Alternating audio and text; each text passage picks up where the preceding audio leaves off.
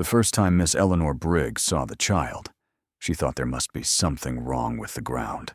It was late afternoon in Lowndes County, summer of 1866.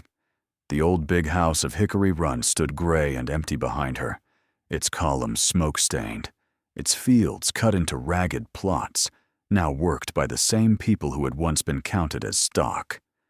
The school was nothing more than the former carriage house: thin walls, open doors, a plank nailed up as a blackboard.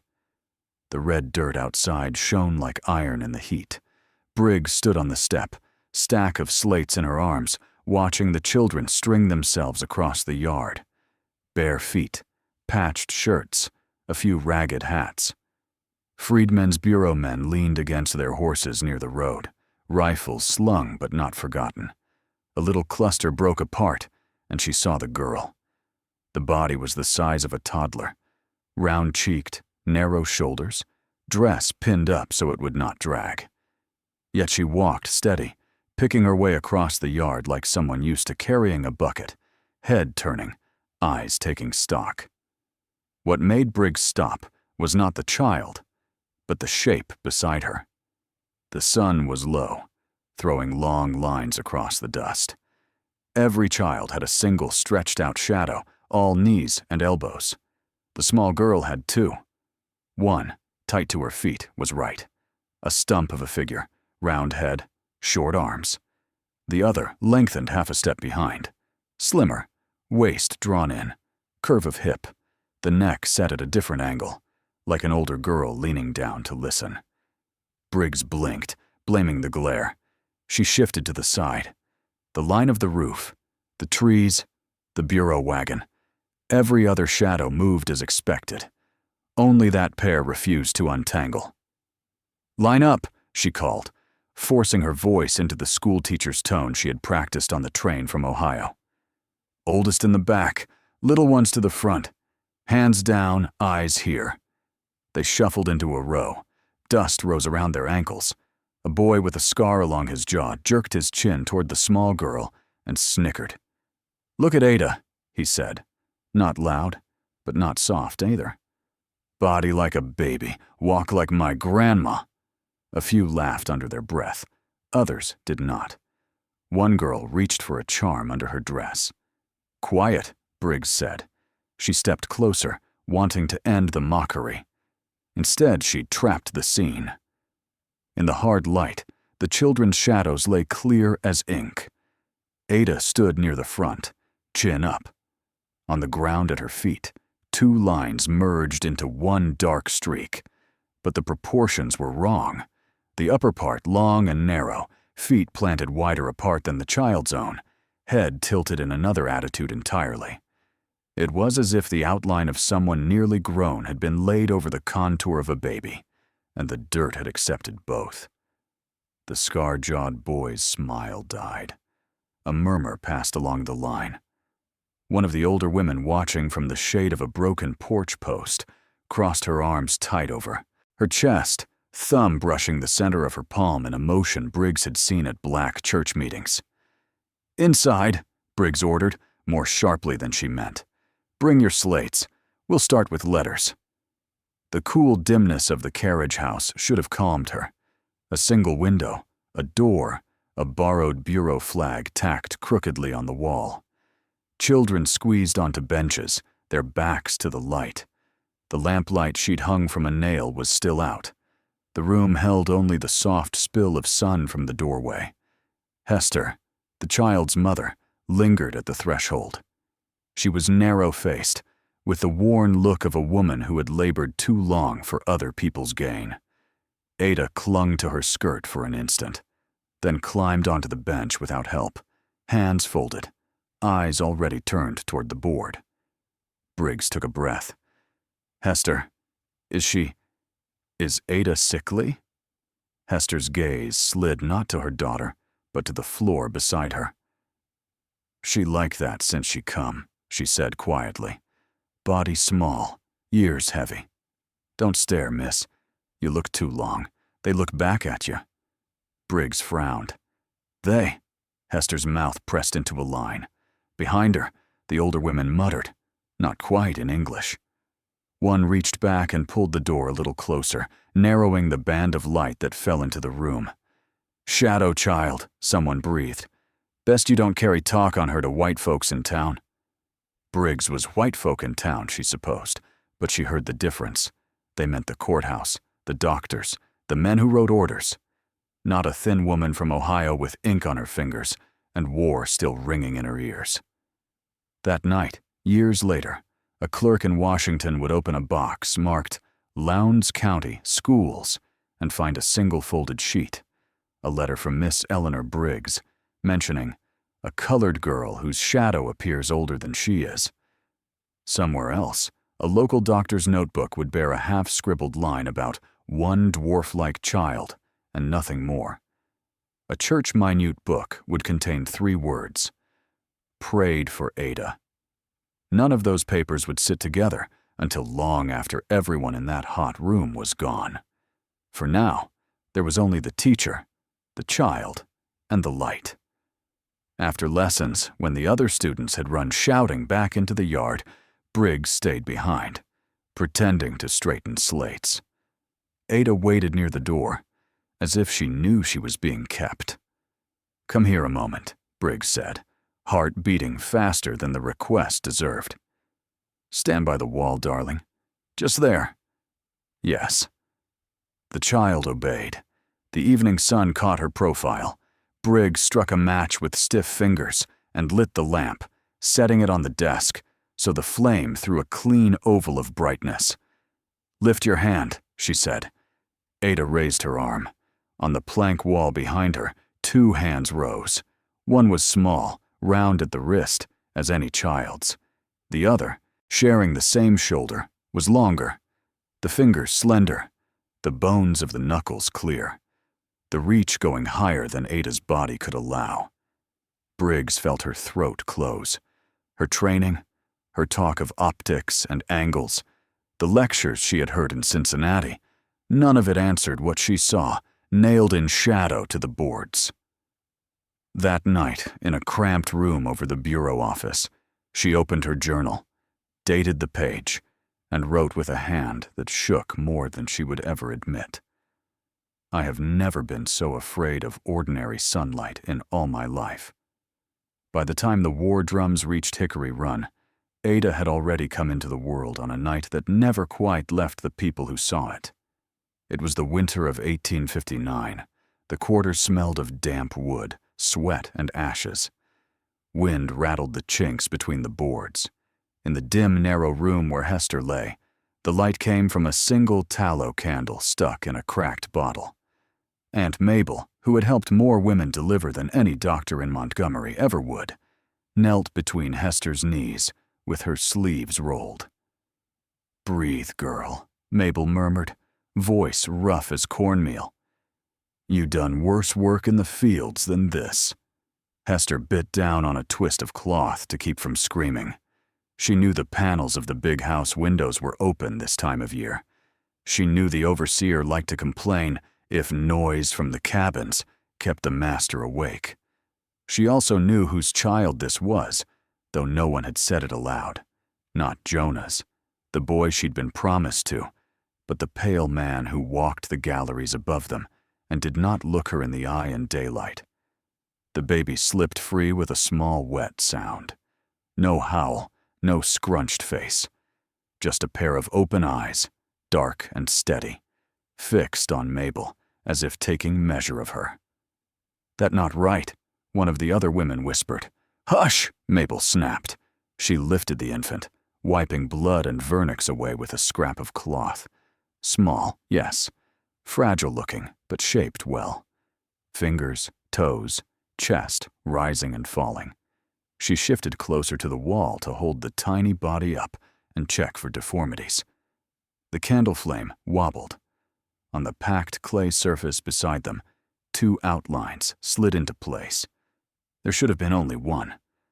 A baby's shadow is a round stub, large head, small limbs. That was there, clinging at the feet. But beside it, sharing the head, branching from the same place, stretched a second figure, longer and bent in the middle, as if someone older were stooping over an invisible burden. Shoulders sloped, neck lengthened, the spine carrying a tired curve that did not belong to anyone in that room. Mabel held her breath. She moved the candle to the left. The long shape adjusted, but did not vanish. She lowered the light. The doubled outline slid higher, thin and stubborn. From the pallet, slick with sweat, Hester saw her face and rasped, "What you see?" Mabel considered, the candle burning hot against her fingers. "I see a little gal that got here in one piece," she said at last. "That all you need to know tonight." Later, when the others had drifted out and the baby dozed at Hester's breast, Mabel leaned close so no one else could hear. "She's small," she whispered, "but whoever walkin' with her, they been here a long time. Could be your mama's mama. Could be all of 'em put together. Don't let white eyes stare too long. They like to count what ain't theirs." Hester stared at the tiny hand curled against her skin. The child's grip was surprisingly strong. The thought of a plantation full of pale faces leaning in to inspect that grip made her stomach twist. "How I keep 'em from lookin'?" she asked. "You keep her in shade when you can," Mabel said. "You don't take her up to that big house unless they drag you. If they ever ask why she don't grow quick, you tell 'em she eats slow. But you don't," her voice roughened. "You don't show 'em no walls with her shadow on it. You hear me?" Years later, when a WPA worker sat in a government office and listened to a toothless old woman talk about births in the quarters, he would scratch down a broken sentence. One baby, come with two shadows, one small, one stoopin' down like old woman. He would file it under folklore. On Hickory Run, it was not a story. It was a secret that stalked the corners of the cabins. Ada did not run to meet her years the way other children did. At 2, she was scarcely larger than many 1-year-olds. Her legs were short, her face still soft, but she spoke in clear phrases. She could say which row of cotton belonged to which hand. She knew the names of the hounds. She could recite the days when the wagon came to take bales to the river. In the evenings, when the work bell rang and the men and women dragged back from the fields, the little ones played in the yard. They chased each other between cook fires, leaping over discarded hose, slapping at fireflies. Ada toddled among them, always a little apart, watching. "Come on, baby Ada," one of the bigger girls called. "You slow as molasses." Ada took careful steps, her feet sinking into the red dust. The sun hung low, casting long figures across the packed yard. The other children's shadows were all knees, chins, tangled arms. "Look," a boy breathed, grabbing his friend's arm. On the ground behind Ada, her double outline stretched farther than her body could justify. The upper half seemed older somehow, the neck longer, the shoulders set as if under the weight of a sack. When she paused, the darker shape paused with her, but the angle of its head, the way it seemed to lean over the rest of the yard, felt wrong to eyes that were still learning the world. "When we run," that boy would say in old age, "our shadows ran with us, same age. Hers stood there like somebody's auntie, watchin'. We don't fall." The war came and went. Men vanished to regiments and never came back. Colonel James Rutledge left to put on gray and returned with a limp and a temper. Chains were taken off by law, then replaced with paper and debt. Through it all, Ada's small bones refused to catch up. By the time she was 3, 4, 5 seasons old, no one agreed on the exact count. She could shell corn, carry a water dipper, tie her own head rag. Her dress hems barely needed lengthening. At sundown, when she stood in the lane between the cabins, the mark she cast on the dirt could have belonged to a girl 10 or 11, hips starting to show, back already bearing the hint of long work. Rutledge noticed her not because of the stories that traveled the slave row, but because numbers on a ledger did not match what he saw in the fields. One afternoon, he rode down from the house, hat low, eyes narrowed. "Which one is Hester's brat?" he asked the overseer. They pointed Ada out, standing by a wash tub handing clothespins up to one of the women. "She that age and still that size?" he said, annoyance curling his lip. "Useless to me if she can't take a row." The overseer shrugged.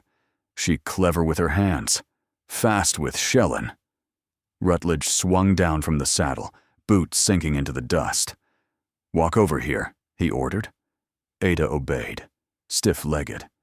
Hester watched from the doorway, fingers digging into the frame. He made the child turn around, lift her arms. He squeezed her wrist between two fingers, like a buyer testing fruit. "Stunted," he muttered. "Could send her south as house toy. Somebody might pay for a curiosity." The sun slid from behind a cloud as he spoke. His shadow and Ada's both fell across the side of a weathered shed. His was as you would expect, tall, straight, broad at the shoulders. Hers, her body barely reaching his belt buckle, should have been a small, dark patch at his feet. Instead, the figure clinging to her outline climbed almost halfway up the boards, narrow in the waist, with the head turned at an angle that suggested someone listening at a keyhole. For an instant, it looked as though a grown woman stood pinned to the wall beside him, hand resting where Ada's shoulder would be if she were older. Rutledge's jaw tightened. He looked away from the boards, as if something there offended him, then spat in the dust. "Keep her out of my wife's sight," he said. "Last thing I need is foolishness about witch babies. If she don't flesh out in a year, we'll see about getting rid of her." When he rode off, Hester slipped to Ada's side, gathering that small, solid body into her arms. "You don't look at no walls when he around," she whispered into the child's hair. "You just look at me. Let whoever's standin' in your shadow look after they own self." Ada did not answer. Her gaze had gone past her mother's shoulder to the shed where the light was already fading.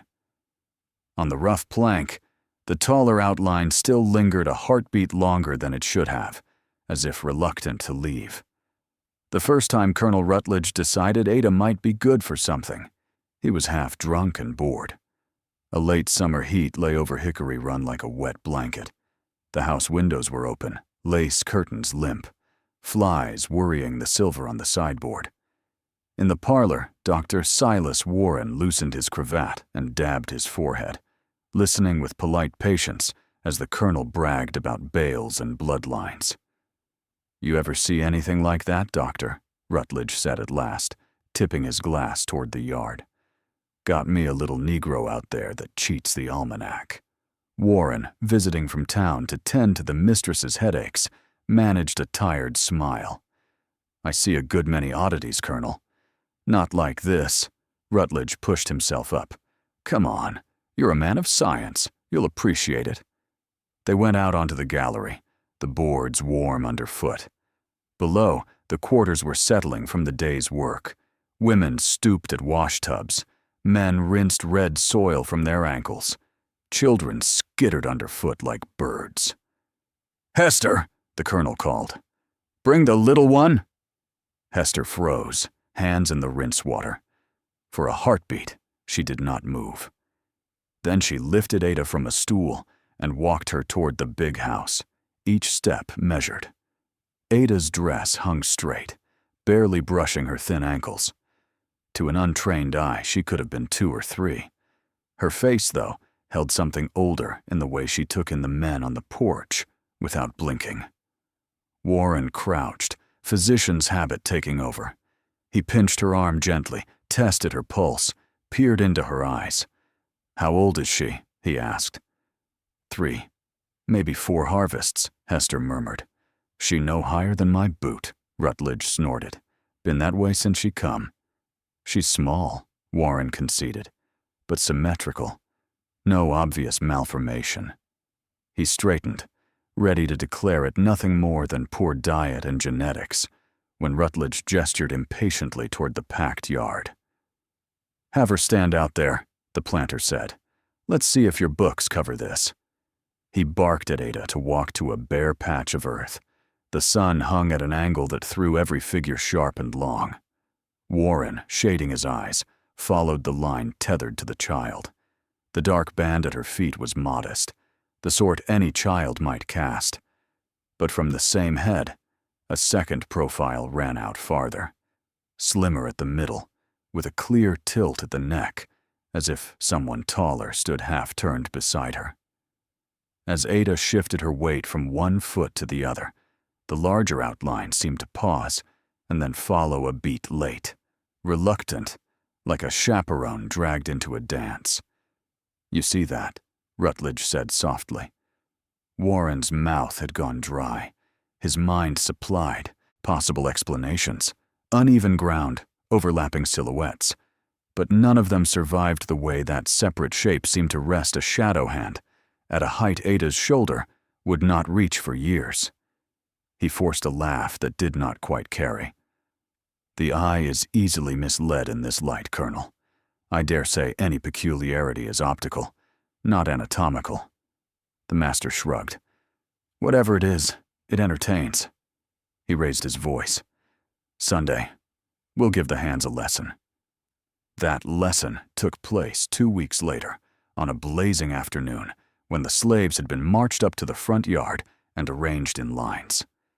Men in ragged shirts, women in faded dresses, children trying not to fidget under the gaze from the porch. Reverend Paul Whitford stood with Bible in hand, collar spotless despite the heat. He had come, he said, to bring the word. Rutledge had promised him an edifying example. Ada was pushed to the open space before them. Hester's fingers brushed her shoulder for a second, then fell away under the overseer's stare. "Brethren," Whitford began, his voice rolling over them, "Scripture speaks of a shadow of death, and of those who walk in darkness. Sin disfigures, it twists what God made." On a nod from Rutledge, Ada was told to face the congregation. The sun behind her drew her outline on the dust and up onto the rough whitewash of a low wall. The smaller silhouette clung close. Longer strokes rose beyond it. Waist, suggestion of hips, a bend in the back of someone who had carried loads too heavy for too long. A murmur ran through the rows. Eyes dropped. A few women made small circles over their hearts, an old African warding gesture disguised as scratching. Whitford cleared his throat, unsettled despite himself. "Let this be a reminder," he pressed on, "that there is more to a person than what flesh shows. A man may be small in stature, yet great in iniquity. A child may stand innocent while her, influence is not so." Laughter was expected, so the overseer let out a bark and cuffed a man in the front row until he joined in. The sound was forced, jagged, like crockery breaking. Ada stood still while their mirth scraped over her skin. She stared at the ground. The taller shade behind her stared straight ahead. Among the whites, the story became a macabre parlor joke. Among the quarters, it grew teeth. Samuel Fitch, a young driver with a cruel streak, took particular delight. As he rode past the cabins one evening, he reined in where Ada was sweeping the hard-packed lane. "How's your granny keepin', Shadow Girl?" he called down, smirking. "She tired yet of dragging you round?" He snapped his whip in the air, more for show than anything. Dust rose. For a brief flicker, seen only by a boy crouched nearby tying his shoe, Fitch's own outline elongated toward Ada's, the two dark forms touching, mingling, before the horse lurched forward. Half an hour later, Fitch's mount came back without him. They found his body twisted in a ditch, neck broken at an angle that made hardened men look away. "Horse spooked," the overseer pronounced. That boy, grown old, would later tell a young interviewer. He laughed at that child's shadow. Same day, his own went strange on the road. You tell me if that just coincidence. No one wrote that in any book. Years afterward, in a narrow office above a dusty Alabama street, Eleanor Briggs unfolded a brittle letter from the estate of one Dr. Silas Warren. In the cramped lines between case notes on fevers and childbirth, she found a paragraph. On Hickory Run, a female Negro child of 3 or 4 years presents with marked arrest of bodily growth. More disturbing is the persistent report, and my own fleeting observation, of a silhouette that appears to exhibit proportions of a considerably older person. I declined to speculate further in writing. Briggs sat very still, the ceiling fan ticking overhead. Outside, Freedmen's children shouted over a spelling game. In her mind, she saw again the little girl by the schoolhouse door, and on the packed earth beside her, that second dark figure, walking just behind. By the time winter bled into a pale southern spring, the war was over on paper, but Hickory Run felt mostly the same. The big house still loomed over the fields. The same white men rode the lanes. Only the words had changed. Folks who had been owned now signed their names with an X on contracts they could not read, promising a share of cotton that somehow never quite covered the store account. The old gin house on the edge of the place had been swept out and claimed by the Freedmen's Bureau as a school. Planks on bricks for benches, a warped table as a desk, a fragment of slates propped against the wall. Children with bare heels and stiff Sunday clothes crowded into the dim space, smelling of smoke, sweat, and lye soap. Ada came that first real day holding Hester's fingers. Hester had wrapped her in the best dress she had, a faded blue calico smoothed thin at the elbows. Against the tall doorway, the girl looked even smaller, legs like twigs, chin barely past her mother's hip. Her eyes, though, moved over the room as if measuring it. Miss Briggs greeted each child, asking their names, ages, whether they had ever held a book before. When she asked Hester, the woman's gaze flicked once toward the open door, where the morning sun poured in.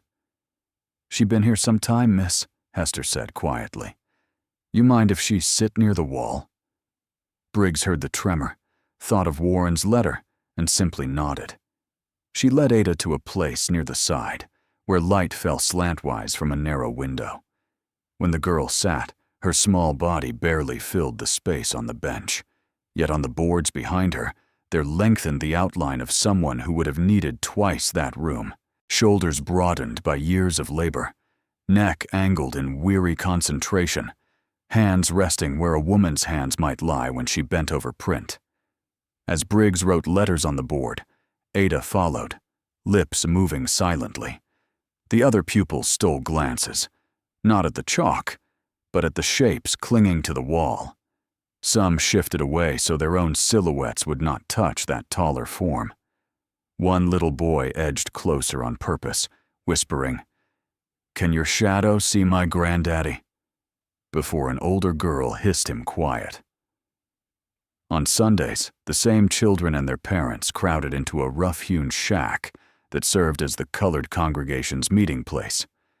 Brother Elijah, a young man with a scar at the hairline from some war no officer had recorded, stood behind a crate for a pulpit.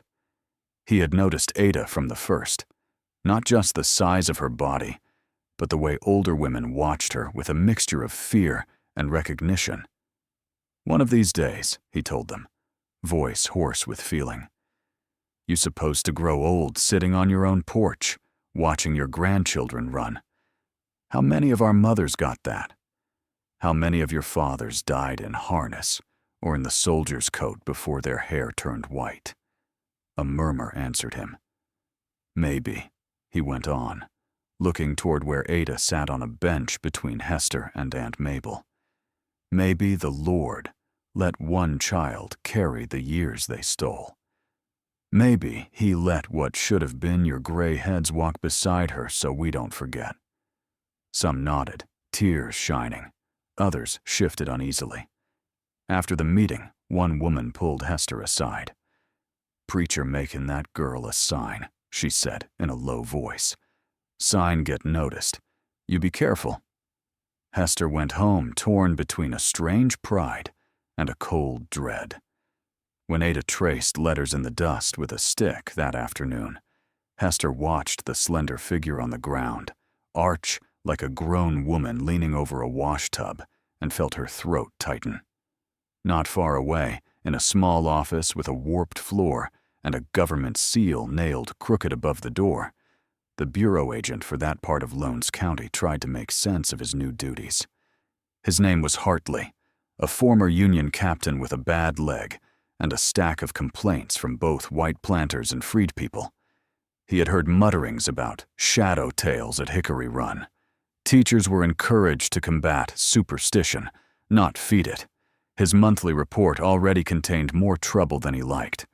Fights over wages, disputes about abandoned children, rumors of riders in sheets who did not care that the Confederacy had surrendered. When Miss Briggs stopped by with a bundle of attendance lists, she spoke carefully. "There is one girl," she said, "who draws a certain attention. The others have begun to make stories around her. If we are not wise, it may get away from us." Hartley frowned. "Stories? About the way she looks? About how she casts a shadow?" Briggs forced a laugh. "I am a Protestant from Ohio, sir, not given to tales. But I have never seen children so quick to build a theology around one of their own." He grunted, made a note in his book about unhealthy focus on deformed child. Weeks later, a packet from Montgomery arrived on his desk, the paper thick and officious. By lantern light, he broke the seal and read, "Sir, it has come to our attention that certain irregular reports are circulating regarding a colored girl at Hickory Run Plantation, described as undersized in body and surrounded by fanciful claims among the freed people. Such matters, if allowed to spread, could hinder the work of education and discipline. You are directed to investigate and, if necessary, arrange for said minor to be placed under proper medical supervision in the city, where she may be observed away from the excitements of the quarters." Hartley's hand paused over the signature. The lamp behind him threw his own silhouette across the page, his head and shoulders blotting out the ink where Ada's description lay. Outside, the last light drained from the sky. In the schoolhouse, Ada practiced her letters alone at the table, while along the wall behind her, the taller outline bent low, as if listening for footsteps that were already on their way. The morning they gathered in the schoolroom to decide Ada's fate, the air felt too still to breathe. Rain had passed before dawn, leaving the red soil damp, the smell of wet wood and ashes thick inside the converted gin house. The benches had been pushed back against the walls to make room for chairs, borrowed from the bureau office. On the teacher's table stood a lamp, 2 candles, and a pitcher of cloudy water. Agent Hartley presided, his crutch propped against his knee, papers folded neatly in his lap. To his right sat Dr. Silas Warren, thinner than years before, spectacles perched on a nose that seemed permanently pinched by doubt. Reverend Whitford had arrived in a black coat, despite the heat, face waxy with discomfort. Beside them, Miss Briggs clasped her notebook as if it were armor. At the far end of the room stood Brother Elijah, hat in hand, jaw tight, watching the door. When Hester entered carrying Ada, conversation fell away. The girl looked smaller than ever, swallowed by a plain gray dress. She did not cry or cling. She stood when her mother set her down, eyes level with the edge of the table, hands folded behind her back. Hartley cleared his throat. "We are convened," he began, "to address a disturbance which has, regrettably, become the subject of attention in this district. The object is to correct superstition, not indulge it." He nodded toward Miss Briggs. "Proceed, ma'am." Briggs rose, voice steady but pale. She described what she had seen, the duplication of outline, the confusion among pupils, the whispers spreading through both races. She used careful language, optical anomaly, discrepancy of proportion. but as she spoke, her fingers tightened around the notebook until her knuckles blanched. Dr. Warren was invited next. He approached Ada, bent stiffly, and examined her with a physician's caution. He noted pulse, reflex, height, weight, and the absence of normal growth. Then, with a gesture almost apologetic, he motioned to the lamp. "Permit me to demonstrate," he said. Hester stiffened. "Don't hurt her." "No harm," he assured. "Just observation." They dimmed the windows with a blanket. The lamp threw a golden circle against the plank wall. Warren adjusted the flame, then stepped aside. "Now, stand there, child." Ada did as told. Her small shape flickered up on the boards, simple and harmless at first. But as she shifted her weight, the glow trembled, and another outline wavered into view just behind the first, darker, stretched at the waist. The room held its breath.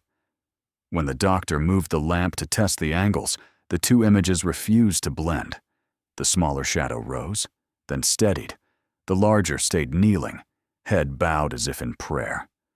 For one disorienting instant, every eye saw the illusion separate. Two figures sharing the same feat. Someone whispered a curse. Whitford crossed himself before catching the motion and turning it into a cough. Dr. Warren straightened abruptly, voice clipped. "We are witnesses to a trick of lighting and suggestion. Nothing more." Brother Elijah spoke from the doorway, slow and heavy. "Trick or not, that wall's showing what this land done to us. Little bodies, old souls." "Enough," Hartley snapped. "We are not here for sermons." He wrote quickly in his ledger, the scratch of the pen loud in the silence. The situation clearly excites unhealthy fascination. Medical oversight in Montgomery is advisable. Hester lunged forward, hands trembling. "You mean to take her?" "Only for treatment," Hartley said without meeting her eyes. "For her own welfare and for order's sake." Whitford murmured agreement about discipline and contagion of fear. Warren busied himself with his bag. Elijah's gaze flicked to Briggs, urging her to speak. "Captain," she said softly, "the child harms no one. The stories came from ignorance, not malice. Let her stay under my care." Hartley's expression did not change. "That decision lies above me. The train leaves from Hayneville on the 10th. The meeting dissolved in fragments, chairs scraping, low arguments. Outside, freedmen lingered by the door, waiting for word. Briggs stayed behind, copying her notes by lamplight, determined to make a record that could not be buried in some ledger's footnote. When she finally looked up, the room was empty except for Ada and Hester. The child had fallen asleep on the bench, her mother bent over her like a shield. The lamplight flared once in the draft, and for a fleeting second, Briggs saw the wall behind them, the small shadow curled in rest, and another leaning down, wrapping it in what might almost have been an embrace. Later that night, thunder rolled low over the fields. In the darkness of her cabin, Hester sat awake, counting the days. The Bureau's wagon would come soon. Each time Ada shifted in her sleep, the larger outline on the wall seemed to grow fainter, as if drawing its strength inward for the road ahead. The wagon that carried Ada toward Montgomery jolted over ruts so deep, each bounce sent a shiver through her ribs. Hester rode beside her only until the crossroads, where the Bureau's order forced them to part. She pressed her cheek to Ada's and whispered something no one else could hear. Then she stepped back, hands clasped tight, watching the wagon rumble away until dust swallowed it. 2 soldiers rode escort. Neither spoke much. In the cramped bed of the wagon, Ada sat propped against a flour sack. The lantern swinging from its hook cast a rust-colored halo over the boards. In that wavering glow, the child's small shape trembled with every jolt, but her other outline sat unnaturally still, as if braced against years heavier than the jolting road. Near dusk, a woman returning from the city climbed aboard, a freed woman with a stiff arm and a kerchief pulled low. She nodded to the soldiers, then glanced at Ada. The lantern flared as the wagon hit a stone, and she froze. The taller silhouette straightened, separate from the smaller one, spine long and weary, as though it meant to acknowledge her. The woman's good hand went to her throat. "Child," she murmured, "you got somebody walking with you." Ada looked at her without fear. "She been with me all my life." The woman swallowed. Later, years later, she would tell an interviewer, "That shadow wasn't wicked. It just looked tired, like it finally got permission to rest." In Montgomery, the infirmary's colored ward smelled of carbolic, damp quilts, and the iron tang of old fever. Dr. Amos Llewellyn met the wagon at the gate, coat clean, voice clipped. He asked for the papers, glanced once at Ada, blinked, and steered them inward. A narrow cot was prepared. Nurse Lottie Green, a woman in her 30s with quick hands and a habit of humming when anxious, stayed near the child through the first night. "She won't need much," Llewellyn said briskly as he wrote in his log. "Nourishment. Observation. Case resembles arrested development. Nothing more."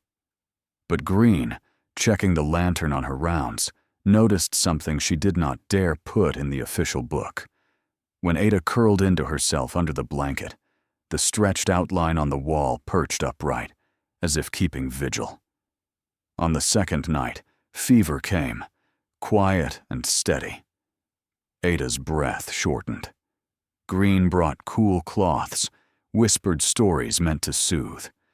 Now and then the girl's eyes fluttered, open, and once she said, "She say she ready." "Who's ready, baby?" Green asked. "The one been waitin'." Near dawn, Ada's chest moved once, twice, then eased into stillness. A hush settled across the room, the kind that makes even the building listen. Green lifted the lantern. On the plaster opposite the cot, the taller form, usually rigid, had lowered itself piece by piece until it lay almost parallel to the small one. For the first time, the two shapes matched. Neither child nor woman, but something in between, finally meeting in the same length. Green pressed her sleeve to her face. When she could breathe again, she wrote in her private notebook.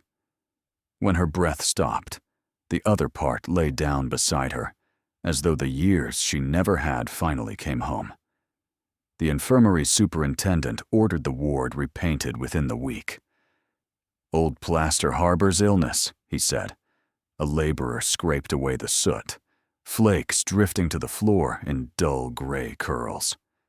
On one piece he paused, frowning at the faint overlap of two silhouettes embedded in smoke.